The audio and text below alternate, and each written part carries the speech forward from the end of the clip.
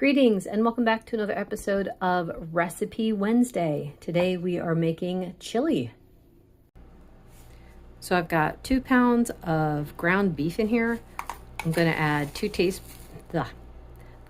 teaspoons of salt. I love a 2 teaspoon measure. It's so handy. The rest of the ingredients is you guys have to decide. If you like a lot of this stuff, you add more. If you don't, whatever. Chili powder. I'm going to add both onion powder and garlic powder. Not so much of the garlic powder just because if I add too much, I'm going to have indigestion the rest of the day. So I'm going to add some of this and some of this. You could, if you're someone who can handle the spices, use a whole onion that's been like sauteed in some butter and some, fresh garlic. It's up to you. But these tend to be easier on my stomach. Onion powder. Woo, that's enough of that. Garlic powder.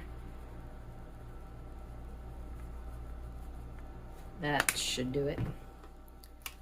And then cumin's also one of those spices that gives me bad indigestion if I have too much in there. So I'm not going to add as much. I want to taste it without it punching me in the face. Turn the heat on high and let's get it going. All right. I want to ask you guys about this. I have one of these things, the meat, mashy thing.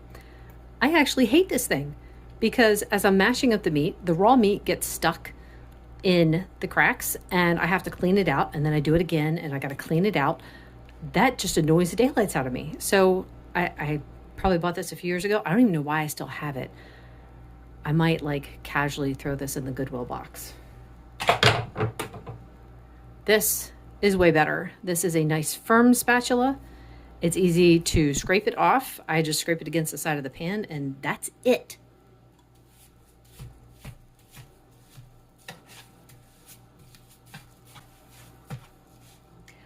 I'm going to save you guys this time because I'm just waiting for it to cook, which will only take, you know what? I'm not even going to say it. If I say 5 minutes, it'll take 10. So let's just see how long it takes.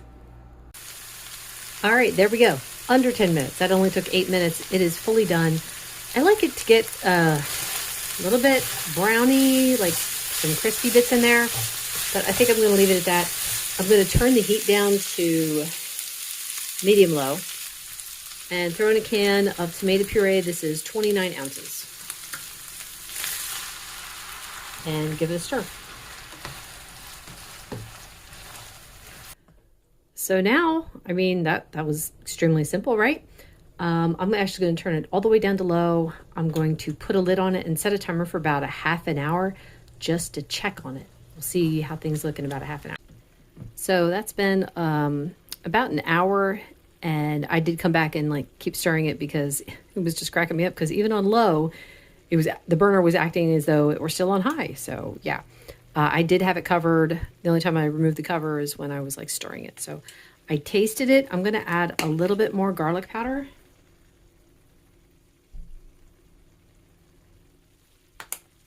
Give it a stir and then set the timer for maybe another 10 minutes. And then we'll come back and I'll plate it up and you can see the weird things that I do to it. So you do you, but I'm going to show you some things that I like to do to mine, and I'll explain the reasons why. Number one, I'm going to add some butter. About a tablespoon. Now, the reason I add butter to mine is I used to do crackers, and it just doesn't taste the same without the crackers. And I always loved chili, but I loved it with my crackers. And I had tried to troubleshoot it and figure out what could I add instead of crackers.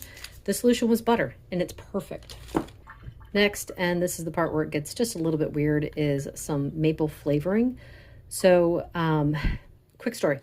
When I was in grade school, I was in so many different schools. We just traveled around the country, and anyway, at one of the schools, kids were always given a little thing of syrup to go along with their chili. And I didn't know what the syrup was for. That was the strangest thing to me.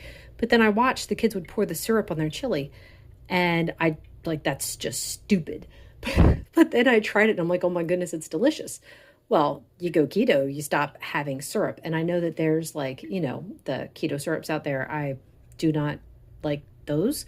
I also want to try to stay away from artificial sweeteners and stuff. So here's the solution, some maple flavoring. And then my last addition is the more normal part, and that's some cheese. This is cheddar. You can use whatever kind you like best. And I'm going to heat this up. Actually, now I'm wishing I'd used an oven-safe bowl. Anyway, I'm going to heat it up in the microwave just to let the cheese get a little bit bubbly, and then I will taste test. It's funny, with all the additions, I was thinking, you know what else would be really good? Some sour cream. I don't normally add sour cream to my chili, though. Every once in a while I do, if I'm feeling it, but let's see how this tastes. You got to stir it up. I don't know about you guys, but I like every bite to taste the same.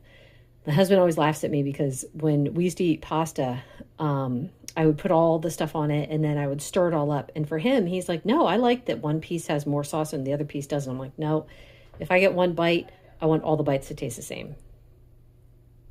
This looks like it's going to be so hot.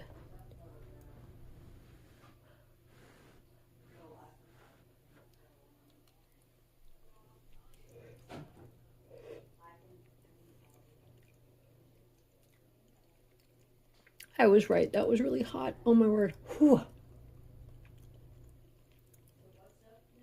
Oh, man, but delicious.